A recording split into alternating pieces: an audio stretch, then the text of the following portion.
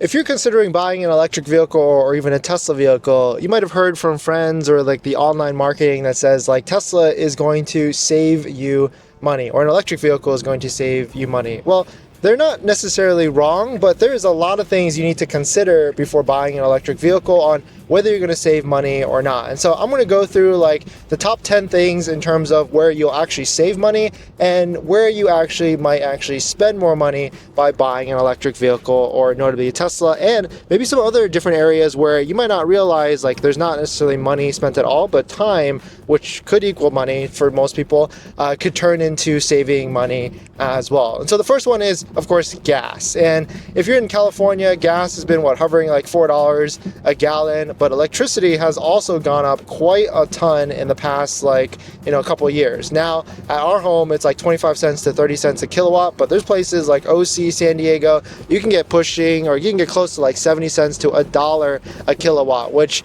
I mean for me, my math calculation is about like $20 to $25 in terms of filling up our Model Y, but you can see how that could easily jump to $50, $60 for filling up a Model Y, which really wouldn't make a ton of sense depending on where you're at in terms of saving actual gas. Now, the other argument to this is, well, what about going to gas stations? And I mean, if you actually try and itemize the time, itemize going to gas stations, you're at least saving 10 to 15 minutes every single time. And if you're doing that once a week, I mean, that time adds up where you can just go home and charge instead. But a lot of the gas savings, if there's any, gets eaten away in the first ownership cycle of owning your first Tesla, because you have to install a home charger.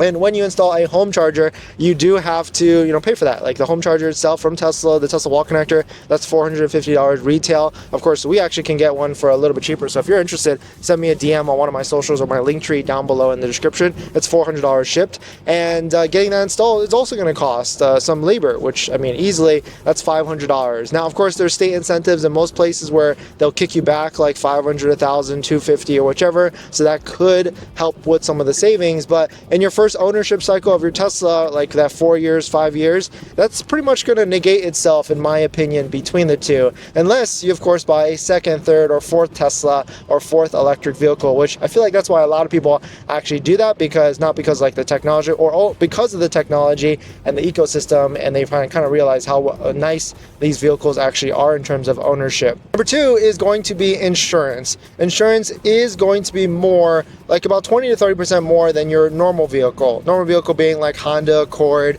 Toyota Corolla or something like that. If you're coming from luxury, that's about going to be the same. Like BMW, Mercedes, they all depreciate like 50% within the first 2 years. Same thing with electric vehicles because of all the different incentives that are out there. So insurance is going to be a little bit higher, and we usually tell people like $150 to $200 a month average. And we actually have a insurance tracking sheet down below where we have asked like a ton of different owners, and you can input your own insurance costs as well down below, so we can see like what are people paying, what company, what vehicle, deductibles, coverages, and everything. It's like a data sheet, so definitely check that out. Link down below in the description.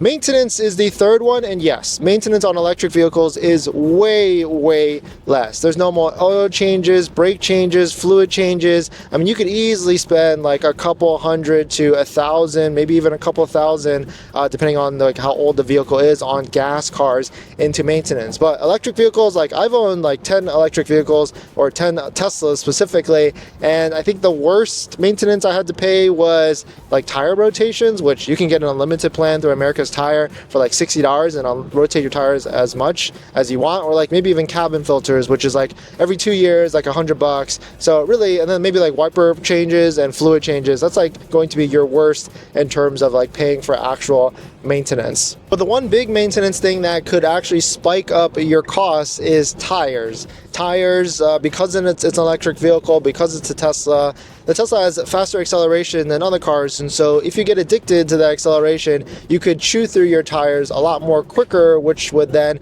cost more expensive. Like a set of tires on like an average Model 3, like Costco is like $700 to $800, maybe even $1,000. But I always recommend getting like a road hazard warranty. Like America's Tire has a $50 per tire road hazard warranty that if anything were to happen, like a flat tire or whatever, then they'll replace it completely for free, and you just have to pay the $50 again for the coverage on the next one. But maintenance it's a real number, but it's not as crazy as like a gas car, because gas cars have brake changes and tire changes as well, but it's just less on a Tesla vehicle. Which ultimately, like all these different things, like going to the service center for maintenance on a regular vehicle, going to a gas station, chargers versus going home for a charger, all of these things like save time. And Tesla has like mobile service, which I've used a handful of times, in which they'll come to our driveway and change a cabin filter or change a wiper or do a tire rotation or whichever. And so all of these different things save a lot of time. And one of the biggest one is like full self-driving or even autopilot. Like full self-driving,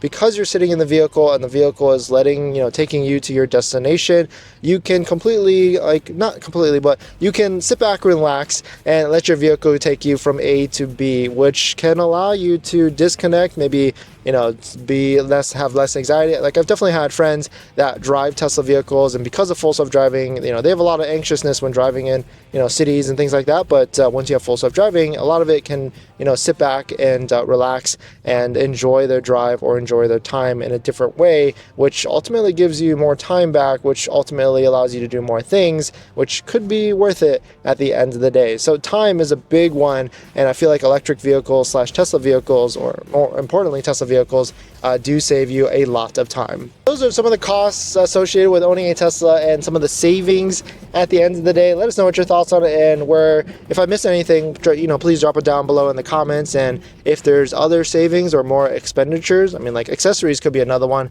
and maybe like paint protection, because some people say that Tesla vehicles have weaker paint, which can lead to more rock chips, so you have to protect it, which maybe like a regular vehicle you don't need to do. And so there's all these like different weird situations, but some people might not actually care about protecting their bumper by buying like a DIY paint protection film kit from like Tesbros or something like that. Link down below in the description. But I want to hear from you all. How is all your guys' ownership experience with your Tesla vehicle, and what the new things have you guys discovered with your Tesla vehicle as well?